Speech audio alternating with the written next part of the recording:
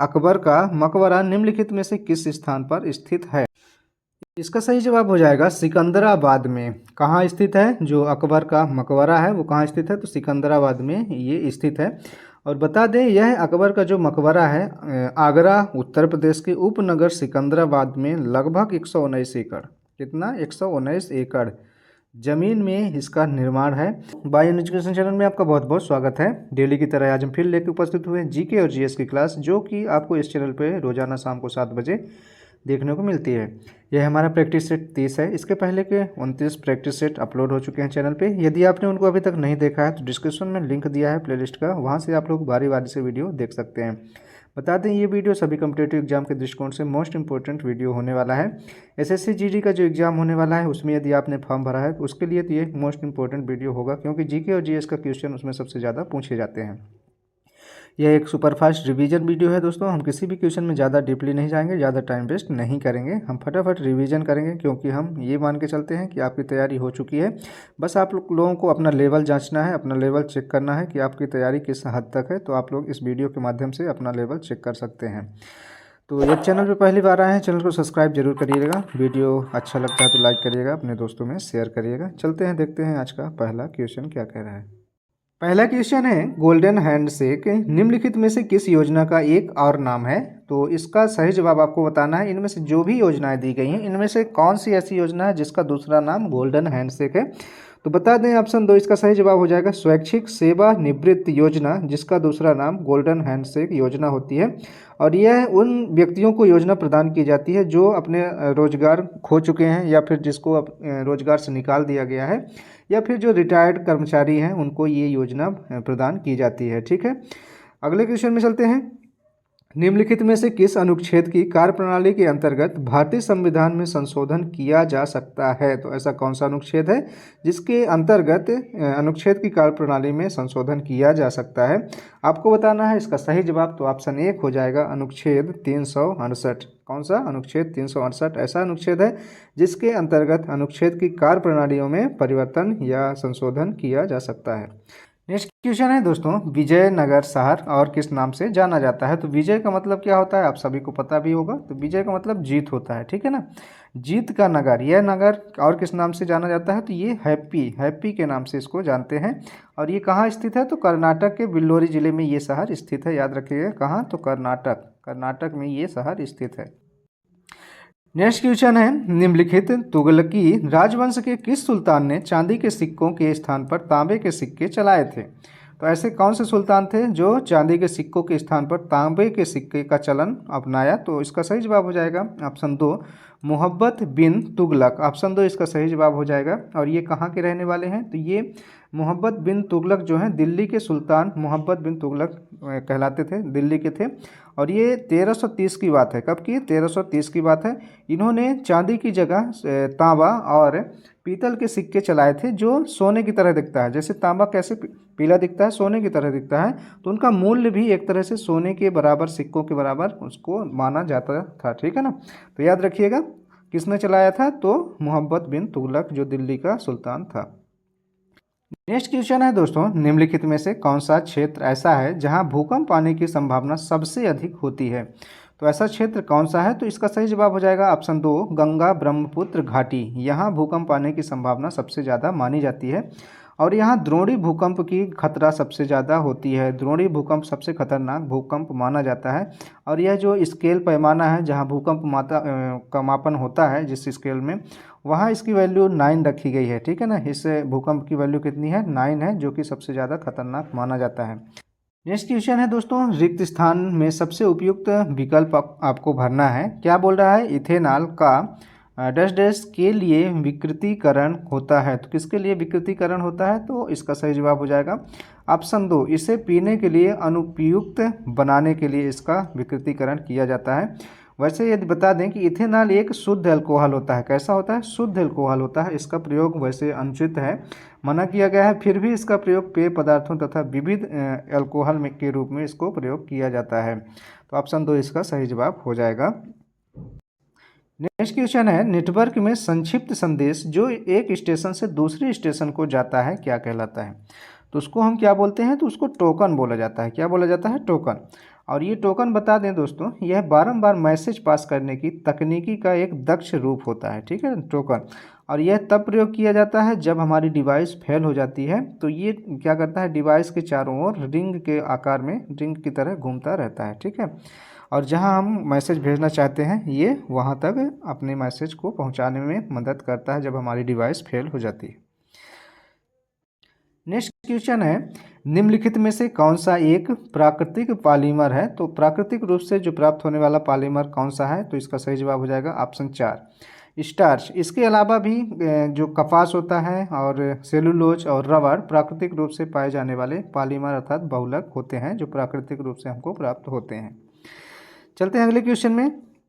निम्नलिखित में से कौन सा स्तनधारी जानवर अंडे देता है? तो ऐसा कौन सा स्तनधारी जानवर है जो अंडे प्रदान करता है? इसका सही जवाब हो जाएगा दोस्तों ऑप्शन 4, प्लेटिपस। प्लेटिपस जो होता है वो एक स्तनधारी जानवर होता है और ये अंडे भी प्रदान करता है।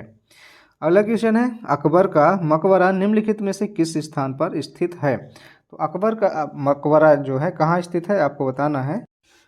इसका सही जवाब हो जाएगा सिकंदराबाद में। कहाँ स्थित है जो अकबर का मकबरा है वो कहाँ स्थित है? तो सिकंदराबाद में ये स्थित है।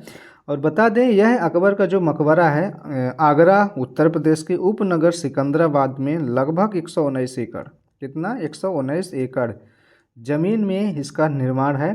और ये कब बनाया गया? तो 1605 से 1613 में निर्मित इस मकबरे को मुगल वास्तुकला की श्रेष्ठ और महत्वपूर्ण कृति में से एक माना जाता है।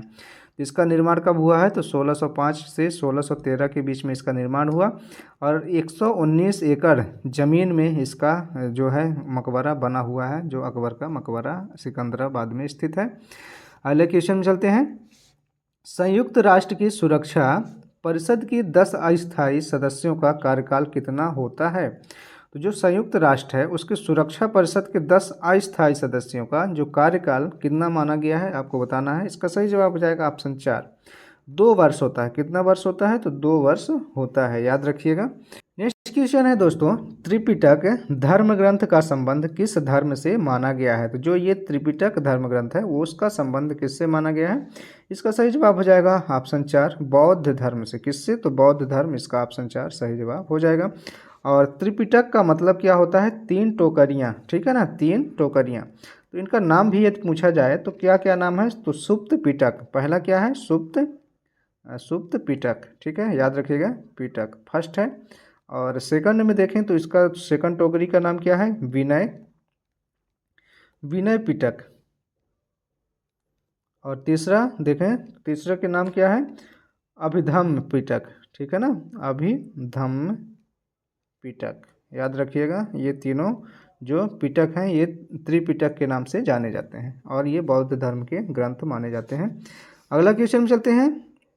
यदि कोई देश अपनी मुद्रा क्या करता है? उसका अवमूल्यन करता है तो उसमें क्या फर्क देखने को मिलेगा? यदि कोई देश अपनी मुद्रा का अवमूल्यन करता है तो इसका सही जवाब हो जाएगा ऑप्शन 1, निर्यात सस्ता तथा आयात महंगा हो जाता है, ठीक है ना। निर्यात मतलब यदि कोई सामान हम बेच रहे हैं तो वो सस्ता हो जाएगा और जो हम सामान ला रहे हैं या आयात कर रहे हैं वो महंगा हो जाता है यदि हम किसी मुद्रा का या कोई भी देश अपनी मुद्रा का अवमूल्यन करता है तो। अगले क्वेश्चन में चलते हैं। निम्नलिखित में से कौन से अधातु अपनी तरली अवस्था में अपरूपता प्रदर्शित करता है? तो कौन से अधातु ऐसे हैं जो तरली अवस्था में होते हुए अपनी अपरूपता प्रदर्शित करते हैं? इसका सही जवाब हो जाएगा दोस्तों ऑप्शन 2। ऑप्शन 2 में फास्फोरस सल्फर दिया है, यहाँ क्रम मिस्टेक है, याद रखिएगा। ऑप्शन 2 में सल्फर है, जो सल्फर ऐसा जो धातु है जो तरली अवस्था में अपरूपता को प्रदर्शित करता है। अगले क्वेश्चन में चलते हैं। जीडीपी सूचकांक के क्षेत्रवार वितरण के किसका मापन किया जाता है? तो जीडीपी सूचकांक के क्षेत्रवार वितरण में किसका मापन होता है आप लोगों को बताना है। यदि पता है तो कमेंट बॉक्स में आप लोग कमेंट जरूर किया करें। इसका सही जवाब हो जाएगा ऑप्शन 2, देश का आर्थिक विकास। कितना किसी देश का कितना आर्थिक विकास है उसको हम सूचकांक के क्षेत्रवार वितरण में इसका मापन किया जाता है। अगला क्वेश्चन है, रागिनी किस राज्य की लोकप्रिय गीत है? तो जो रागिनी है वो किस राज्य की लोकप्रिय गीत है? तो इसका सही जवाब हो जाएगा ऑप्शन 3 हरियाणा। कहाँ की? हरियाणा की ये लोकप्रिय गीत मानी जाती है जो रागनी होती है। अगला क्वेश्चन है, निम्न में से कौन सी सीमा रेखा रेड क्लिफ रेखा कहलाती है? रेड क्लिफ रेखा जो है वो निम्नलिखित में से कौन सी सीमा रेखा है जो रेड क्लिफ कहलाती है? तो आपको बताना है इसका सही जवाब ऑप्शन 3 हो जाएगा। इसका सही जवाब भारत तथा पाकिस्तान के मध्य बीच में जो डिवाइडर रेखा है, जो भारत और पाकिस्तान को डिवाइड करती है, उसी रेखा को हम किस नाम से जानते हैं? रेड क्लिफ रेखा के नाम से जानते हैं। अगला क्वेश्चन है, कौन संवैधानिक संशोधन को पारित करती है? तो ऐसा कौन है जो संवैधानिक संशोधन को पारित करता है? इसका सही जवाब हो जाएगा ऑप्शन 1 राज्यसभा। राज्यसभा जो है संवैधानिक संशोधनों को पारित करती है, याद रखिएगा। अगले क्वेश्चन में चलते हैं, निम्नलिखित में से कौन नाइट्रोजनी उर्वरक नहीं है? तो नाइट्रोजनी उर्वरक इनमें से कौन सा नहीं है, आपको चयन करना है। ऑप्शन 4 सुपर फास्फेट जो होता है वो नाइट्रोजनी उर्वरक नहीं माना जाता। ऑप्शन 4 इसका सही जवाब हो जाएगा। नेक्स्ट क्वेश्चन है दोस्तों, परम शून्य ताप की वह स्थित है जिस पर, तो परम शून्य ताप क्या है उसको हमको समझाना है, या उससे रिलेटेड जो भी यहाँ शब्द दिए हैं उनको हमको छांटना है। तो यहाँ बताया गया है कि परम शून्य ताप वह स्थित है जिस पर गैसों में आणविक गति घटने लगती है। ऑप्शन 1 इसका सही जवाब हो जाएगा। जो गैसें होती हैं यदि परम शून्य तापमान तक हम उसको ले जाते हैं तो उनमें जो आणविक गतियाँ हैं वो घटने लगती हैं। कोई भी वस्तु, परम शून्य तापमान उसे बोलते हैं जहाँ पर कोई भी वस्तु उससे ज़्यादा ठंडी नहीं हो सकती। ऐसा जो पॉइंट है, टेम्परेचर पॉइंट, जहाँ मैक्सिमम ठंडा हो सकता है कोई वस्तु, फिर उससे ज़्यादा वो वस्तु वहाँ पास ठंडी नहीं हो सकती, उसी को हम क्या बोलते हैं? परम शून्य तापमान बोलते हैं।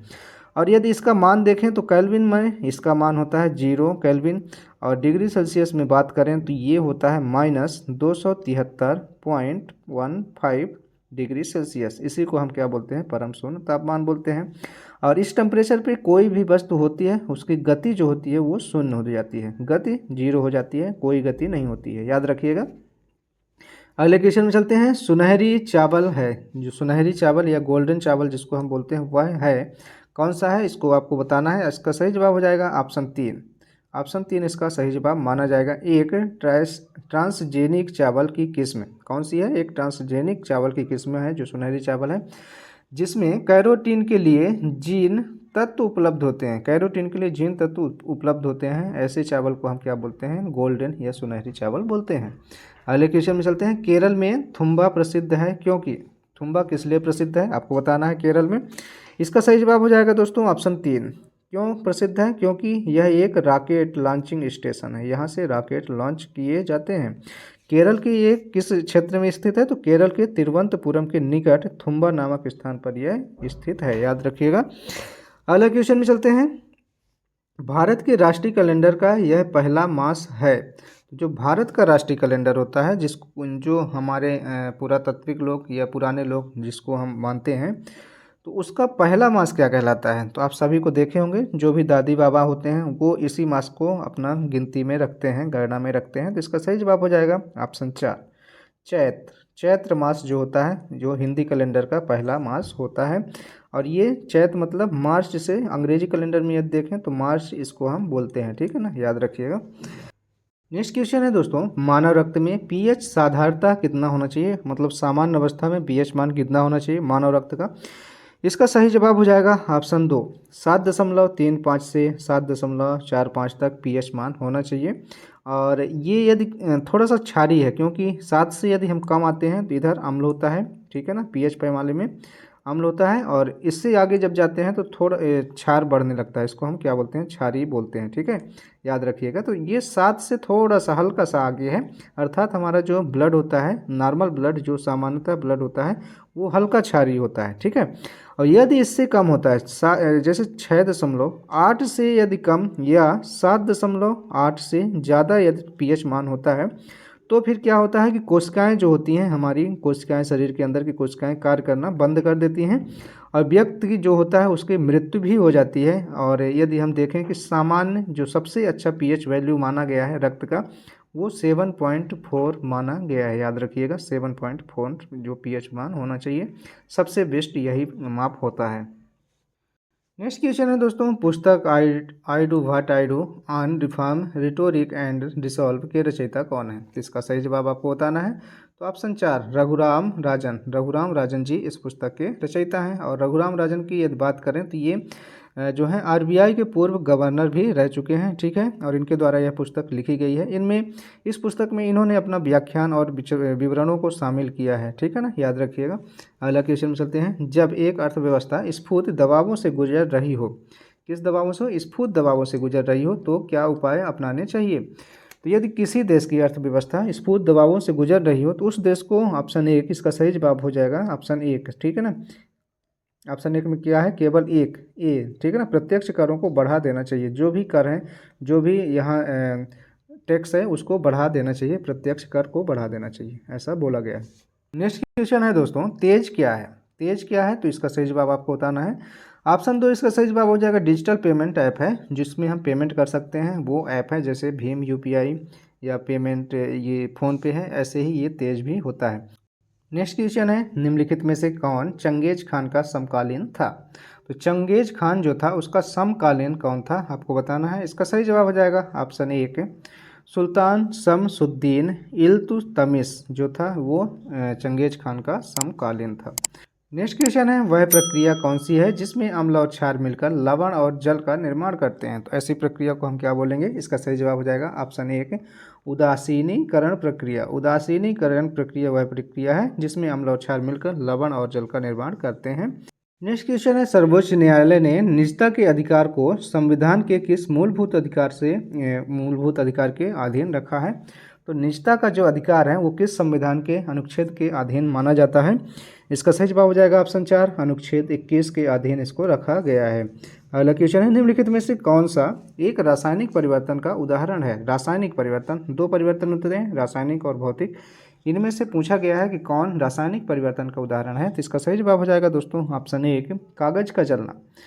रासायनिक परिवर्तन वो परिवर्तन होता है जिसको हम पुनः उसी रूप में प्राप्त नहीं कर सकते, क्योंकि जब कागज यदि जल जाता है तो वो जले हुए भाग से हम पुनः कागज प्राप्त नहीं कर सकते हैं, ठीक है, इसी को हम रासायनिक परिवर्तन बोलते हैं, ठीक है। भौतिक परिवर्तन वो परिवर्तन होता है जिसको हम पुनः उसी रूप में परिवर्तित कर सकते हैं, ठीक है, तो याद रखिएगा।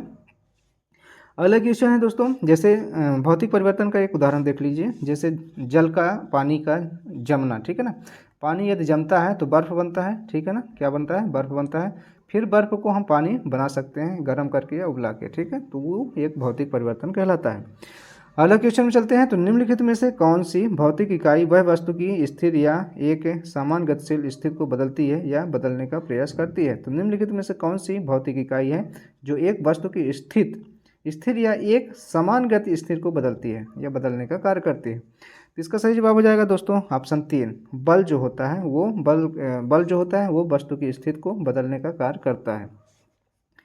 अगला क्वेश्चन है, निम्नलिखित में से कौन अंतर्राज्यीय परिषद का गठन करता है? तो अंतर्राज्यीय परिषद का गठन करने के लिए कौन होता है?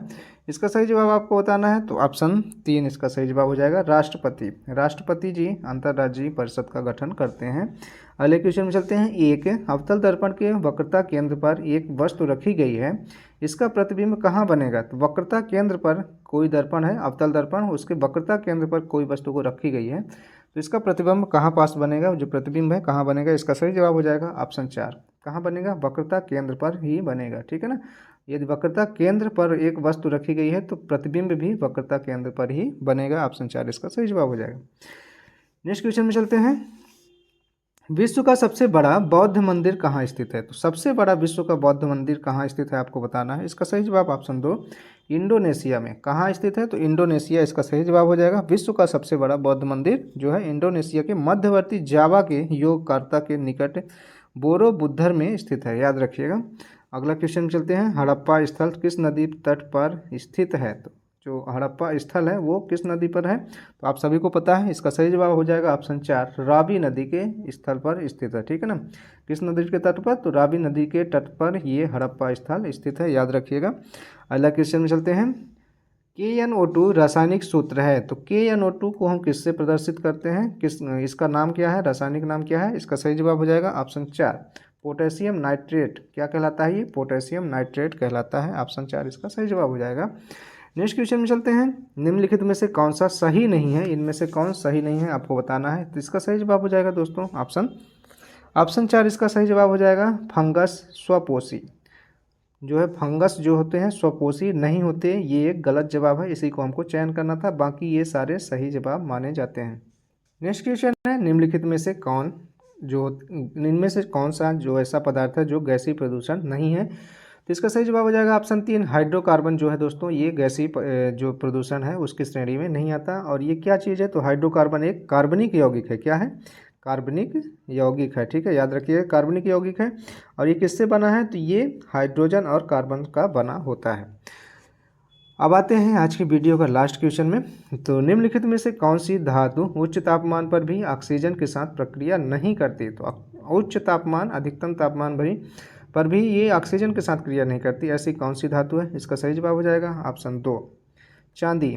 चांदी जो होती है वो उच्च तापमान पर भी ऑक्सीजन के साथ क्रिया नहीं करती, इसलिए ये सुरक्षित भी रहती है, इसमें कोई भी जंग लगने की खतरा नहीं होता है। तो दोस्तों ये थे आज के टॉप 40 क्वेश्चन जो जीके और जीएस से लिए गए थे। आपको ये वीडियो कैसा लगा, आप लोग कमेंट बॉक्स में अपनी राय जरूर लिखें। मिलते हैं नेक्स्ट वीडियो में, तब तक के लिए आज्ञा दीजिए। जय हिंद, जय भारत, अपना ख्याल रखिए।